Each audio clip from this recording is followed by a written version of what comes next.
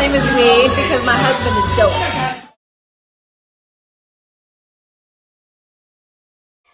Let's go now. Gabe, this is his GT bike. Here we go, $300 bike right here.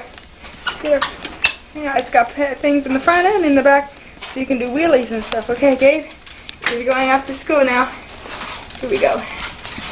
Out the door he's going. Here he goes. Wait, I gotta come. Here we go. Here he goes. Here he goes. Bye, Gabe. Have a good day. He's coming back. Do you want to put on the thing that I can do on my bike? Yeah, go ahead, do it. Gabe is going to do a trick on his bike. Now this is done. Woo! Woo! Baby! How exciting! Ooh, he hops on it. All right, Gabe. Go to school. You're going to be late. Bye.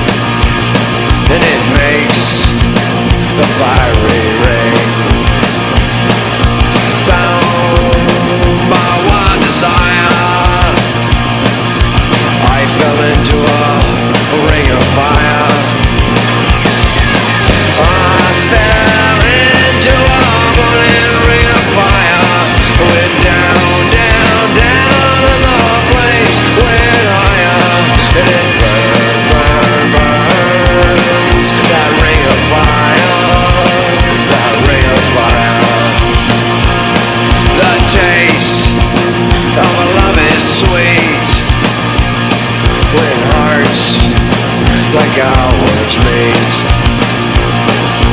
I before you like a child. Oh, but the fire went wild. I fell into a burning ring of fire. Went down, down, down, and the flames went higher. And it burns, burns, burns. That ring of fire.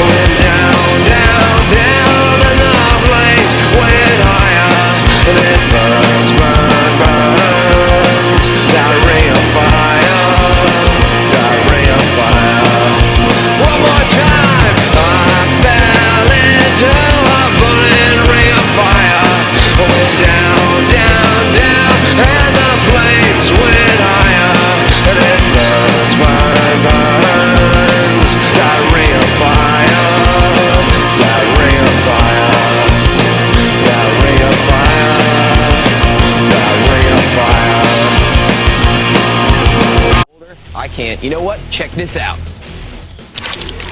I'm Gabe Weed. More tricks coming up on 5, 4, 3, 2, 1.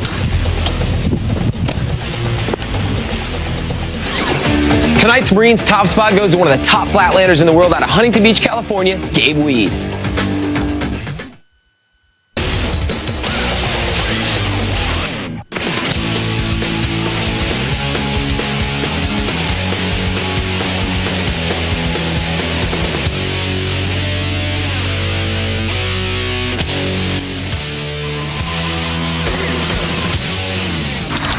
Not only does he have one of the craziest names in action sports, but he's also a licensed airplane mechanic. Joining us now in studio, Mr. Gabe Weed. What's going on, Gabe? What's going on, kid? How you doing? Glad you can join us. You know what? We got some crazy flatland action here. First of all, we're going to show you at your favorite spot in Huntington Beach. Huntington Beach, right on the water. Let's take a look at the action. Doing that one. All right, how about one more trick from you, real quick, Gabe?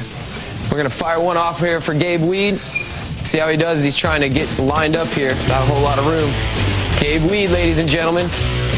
More 5, 4, 3, 2, 1 coming up right after this. Give it up for Gabe Weed, everybody. Join us here in the studio. Thanks, Gabe. Thanks. All right, buddy. Take care. Time to check out the G-Shock profile.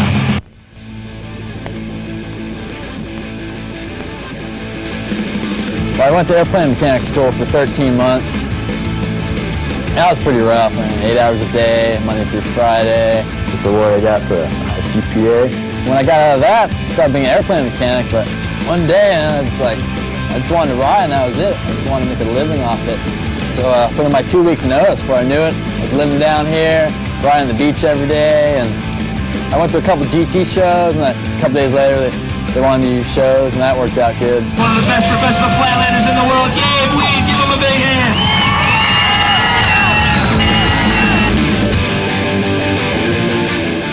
There's one person I kind of look up to, Mike Watt. He's just a real good bass player. Typical day when I'm not on the road. It's pretty simple. Get up kind of early, around 8, take a shower, pedal down to the beach, actually get a job at Jungle Fruits, get a coffee. And I head down to the lot, get there about 11:30, and just pretty much just ride all day and make up new tricks, make up new links. Pretty much have a good time.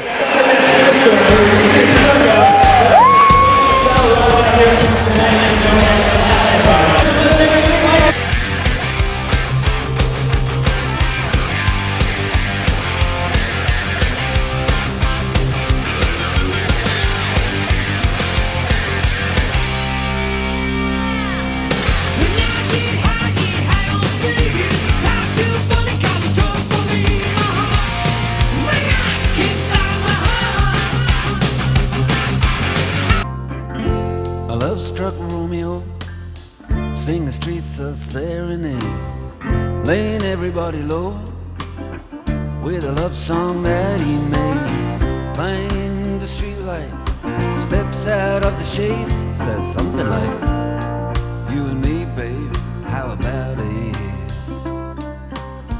Juliet says, "Hey, it's Romeo, you nearly give me a heart attack." He's underneath the window, she's singing, "Eli, my boyfriend's back." You shouldn't come around here singing up at people like that. Anyway, what you gonna do about it? Juliet, the dice was loaded from the start, and I bet, and you exploded into my heart, and I forget the movie song. When you gonna realize it was just that the time was wrong, Juliet?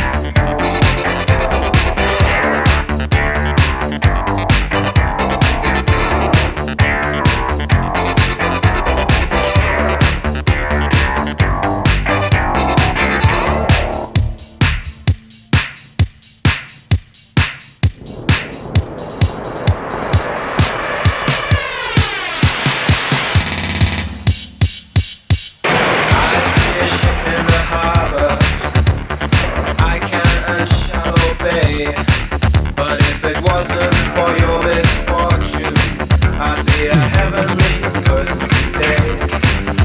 And I thought I was mistaken, and I thought I heard you speak. Tell me, how do I feel? Tell me now, how should I feel? Now I stand here waiting.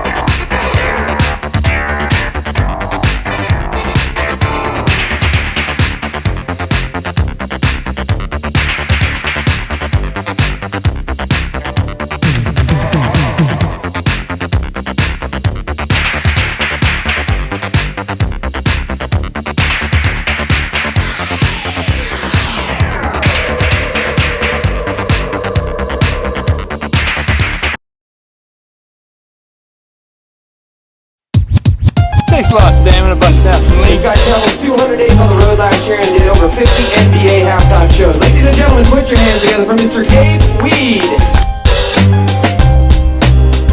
Hey, what's up? 5, 4, 3, 2, 1. This is Gabe Weed, and I'm going to show you around a day of the life of me doing demos. W-E-E-D. Normal day of me doing demos. Wake up around 8 o'clock, get some coffee, get some breakfast, do some stretching, go practice for like an hour. Do like 3 shows usually. What do you guys think of Gabe Weed out there? Get some riding in between the shows. And then after that, head home. Yeah, I'd say the biggest difference between demos and contests is demos, you hold back a little bit for the hard tricks. You don't want to wear yourself out, and of course you don't want to be trying your hardest tricks and falling all the time. I usually start off kind of slow, pace myself, and towards like my last couple runs, I started doing all my little bit more difficult stuff. Ladies and gentlemen, out of Costa Mesa, California, Gabe Weed. I like doing demos. You get to hang out with the kids, hi, Gabe. sign autographs. I like relating to them quite a bit. Guys eat any fried Twinkies yet? It's a lot more fun than doing contests. You don't stress out as much. In between the shows, I like to ride my bike a lot. I don't like to sit there and get all stiff. Sometimes I'll practice in between the shows, practice on some of my harder tricks. Yeah, definitely riding on the bottom vert ramp holds me back a lot because I like to do a lot of fast rolling tricks. I like to take up a lot of room. I don't like to be stuck in one little small spot. So it's definitely, it's not my type of riding I really like, but it's fun. I like doing shows and riding for people, so gotta get used to the bad stuff, along with the good stuff. Yeah, doing these demos and riding on the flat bottom of the ramp, it's smooth, but then it can be slick. And then the ramp kind of flexes a little bit. So when I'm doing my trick, it's like being on a trampoline sometimes. Oh yeah, let's go do some demos. How hot is it right now? About 110. Helps me stay away from all those corn dogs and funnel kicks. When you're out there on that ramp, it's like a reflector on you. Hopefully they're stoked off seeing us ride, showing people riding and how much fun it is, how much better it is in person. Gets them super stoked off it. I mean, I know that's how I got into riding the most, is I went and checked out a show back in '87, and seeing it in person was so much better than seeing it in magazines and TV, and that just hooked me for good. Hey, what's up? Hope you had a good time hanging out with me, seeing what I do every day at the demo. Yeah, all right, day's over. We're gonna ride this thing, giddy up, country style. 3 shows a day, filming, interviews. I'm tired.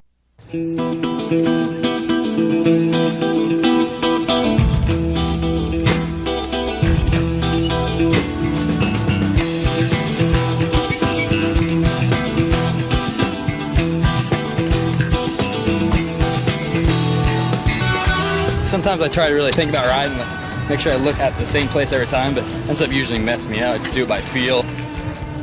Every day I go out, I think of like a bunch of new tricks or a bunch of new links I want to do. I'm still relearning all the stuff I've been working on. So it's rough because you got to still stick with the old stuff and get that down. The more time you spend on your bike, the more you're going to invent. Just say like 75% of all tricks made are probably by accident. Stumbling across the like, whoa, that'd be cool, and you start trying it. Every time I like think of a trick and I go and try it, it's like, it's all right. But I usually make up my favorite tricks just by accident, stumbling across it. That's one thing I like about riding is you mess something up and you go to something else. Yeah, it's kind of like musicians on wheels. You know, you got some Hendrix out there, you know, you got some Led Zeppelin out there. I'd say my style is pretty much related to Kirkwood of the Meat Puppets. It's also one of my favorite guitarists.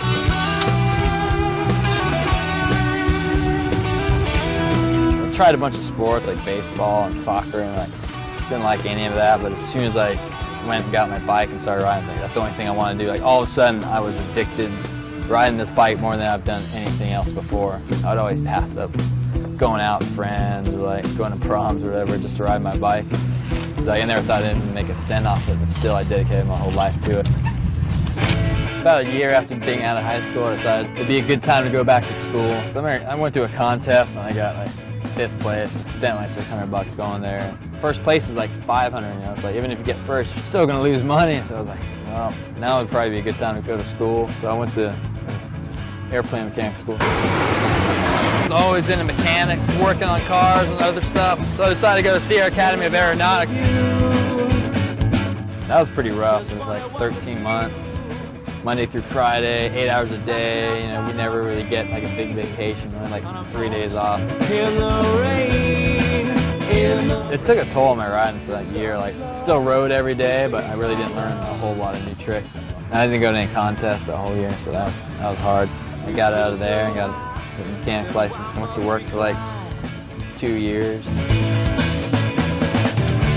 I'm so confused. Today we're at Southern Aviation in Santa Ana. Just tell me what to do. Right next to the John Wayne Airport. This is a pretty high-tech propeller. The thing actually moves at certain speeds. It'll adjust to the better pitch. Seeing one of these start up and it's making that sound every time the propeller goes around, it's like shh. It's actually breaking the sound barrier. These engines right here are so much easier to work on than car engines. 6-cylinder engine, magneto, how the engine runs, it's pretty basic. The more basic it is, the less problems that can go wrong with it. This is a de-icer boot. Up at high altitudes, it starts getting really cold and ice starts forming on the wings. The pilot will see it and he'll push a button and it'll actually inflate like a tube and break off the ice, and then they go back. These things on end are static wicks. Since planes travel so fast and they're up in the air, they get a lot of static electricity on them. And if you didn't have these things, there'd be enough static electricity to ignite the plane. So these little things are really important. Driving to work one day, I was stuck in traffic. Like, man, I want to ride my bike for a living. Still love riding. I ride as much as I can. So I just pretty much packed up my truck and moved down to Southern California. It worked out good. I got picked up by GT like about a month after being here. Flying is pretty much a lot of dedication and patience, and balance, and strength. Learning tricks comes after that. It's a fun sport, you know. Like, I think I'll stick around for a little while.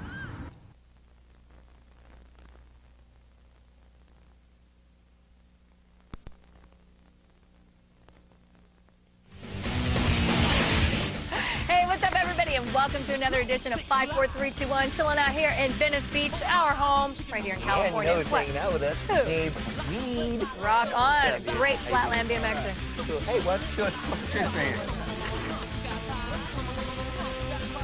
Yeah. That's one of my favorite flatland tricks right there, dude. What is it?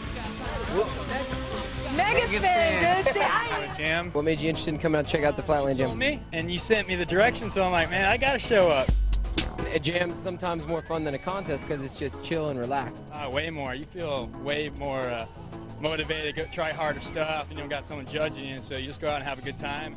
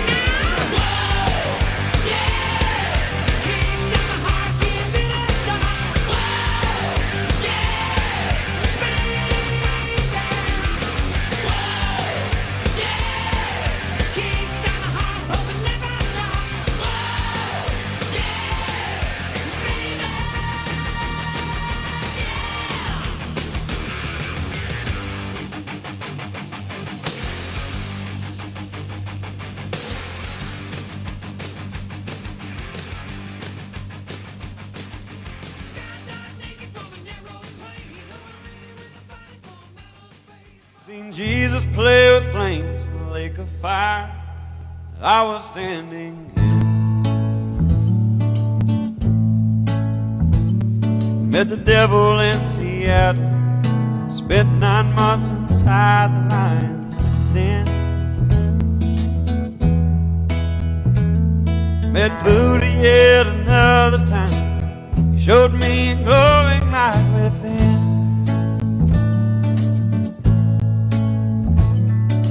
But I swear that God is there every time I go to the eyes of my best friend.